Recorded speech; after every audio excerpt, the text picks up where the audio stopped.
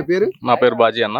బాజీ గారు, ఇక్కడ మైనారిటీ కానీ బీసీ కానీ ఇక్కడ వేమూరు నియోజకవర్గంలో అత్యంత కీలకమైన ఓటింగ్ శాతం. ఇక్కడ ఎవరికి వేసే అవకాశం కనబడుతుంది? ప్రజల నాడు ఎలా ఉంది ఇక్కడ మీకు తెలిస్తే మాకు ఈ టీవీ ద్వారా మాకు చెప్పే అవకాశం కనబడుతుంది. నమస్తే అన్న. ఈరోజు జగన్మోహన్ రెడ్డి గారి పరిపాలన చూసుకుంటే ఫస్ట్ అందరికీ ఎస్సీలు ఎస్టీలు కానీ బీసీలు కానీ మైనారిటీలు కానీ అందరికీ పెద్దపీట వేయడం జరిగింది జగన్మోహన్ రెడ్డి గారి నాయకత్వంలో. ప్రతి సామాజిక వర్గానికి న్యాయం జరుగుతుంది. కులాలు మతాలు భేదాలు లేకుండా ప్రతి ఇంటికి సంక్షేమం అందుతుంది. అది ఆ కృతజ్ఞతతో ప్రతి ఒక్కరూ జగన్మోహన్ రెడ్డి గారి వెంట నడుస్తారు. అయితే ఇక్కడ వేమూరు నియోజకవర్గం వచ్చేటప్పుడు ఇటుపక్క కూటమి అభ్యర్థి నక్క ఆనందబాబు, ఇటుపక్క వరకుంట అశోక్ బాబు, వీళ్ళిద్దరి మధ్యన పోటీ ఎలా ఉండబోతుంది? ఈసారి ఎవరు గెలిచే అవకాశం కనబడుతుంది? నా కూటమి అనేది అసలు లెక్కలో లేని విషయము. అది జగన్మోహన్ రెడ్డి గారిని ఎదుర్కోవడానికి వాళ్ళకి దమ్ము లేక 10 మంది కలిసి కలుస్తున్నారు. కానీ ప్రజలందరికీ న్యాయం చేశారు జగన్మోహన్ రెడ్డి. ఈ రోజు సమాజం ఎలా ఉందంటే కృతజ్ఞత పొందినోడు ఎవడు వదిలిపెట్టాడు. జగన్మోహన్ రెడ్డి గారి వల్ల ప్రతి కుటుంబం లబ్ధి పొందింది, ప్రతి ఒక్కరికి న్యాయం జరిగింది. అలాగే అందరూ జగన్మోహన్ రెడ్డి గారికి తోడుగా నిలుస్తారు. అయితే ఇక్కడ బాయ్ బాయ్ వైసీపీ అనేసి ఇక్కడ స్లోగన్ కూడా వినబడుతుంది ఇక్కడ కోటం నుంచి. దాని గురించి ఏం చెప్తారు?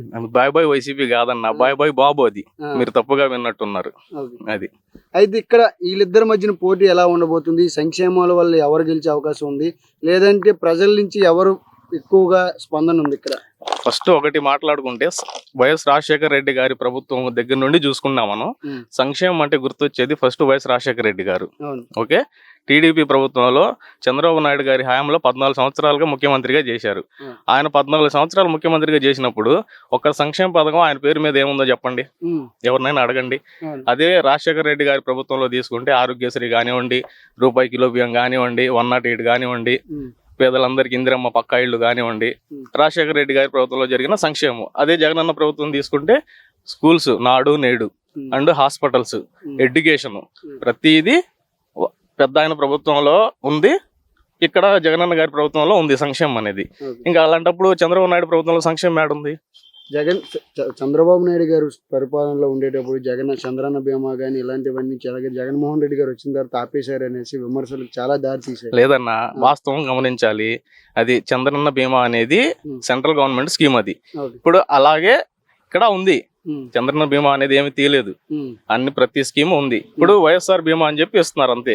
ఏది తీయరు, ఏది తీయడానికి లేదు. అయితే సంక్షేమంలో ఓన్లీ ఉంది, అభివృద్ధి లేదని చెప్పి ఈ రాష్ట్రంలో కూడా ఇటుపక్క వేమూరు నియోజకవర్గంలో కూడా ఎక్కువగా వినిపిస్తున్న మాట ఇది.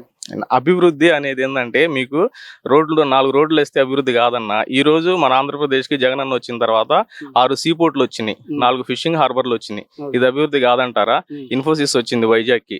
అలాగే శ్రీ సిటీలో దాదాపు 8 ఏసీ యూనిట్లు వచ్చినాయి, మ్యానుఫ్యాక్చరింగ్ యూనిట్లు. ఇవన్నీ అభివృద్ధి కాదంటారా? రాబోయే 5 ఏళ్లలో ఇండియా మొత్తం మీద 100 ఏసీలు తయారైతే మన ఆంధ్రప్రదేశ్ లోనే 60 ఏసీలు తయారవుతాయి.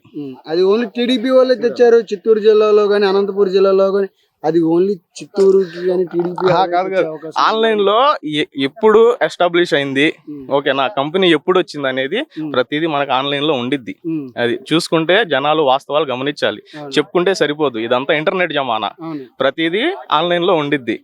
చూసామనుకో ఏ కంపెనీ ఎప్పుడు వచ్చింది, ఎంత పెట్టుబడి తెచ్చింది అనేది ప్రతిదీ మనకి ఈ రోజు ఆన్లైన్ లో వెబ్సైట్స్ లో ఉండిద్ది.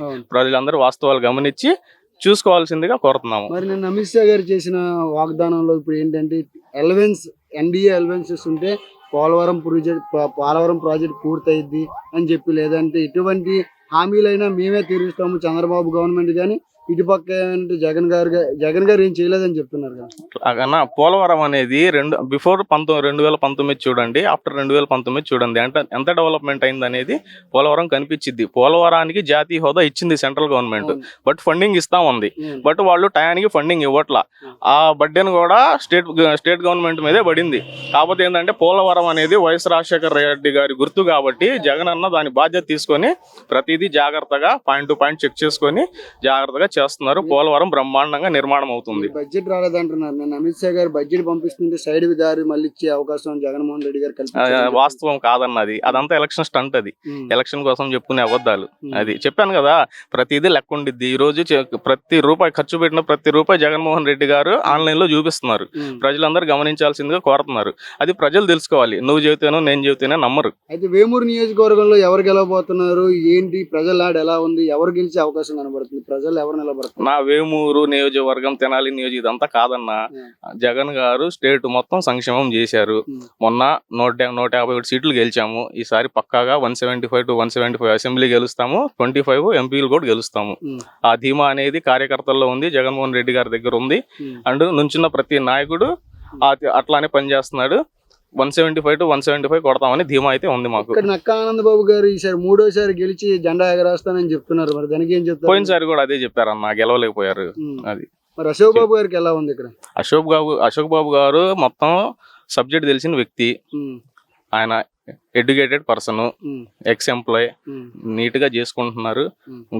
డోర్ టు డోర్ తిరుగుతున్నారు, ప్రతి ఒక్కళ్ళని పలకరిస్తున్నారు. గెలుస్తారు. జగన్మోహన్ రెడ్డి గారి నాయకత్వంలో తప్పకుండా గెలుస్తారు. అది.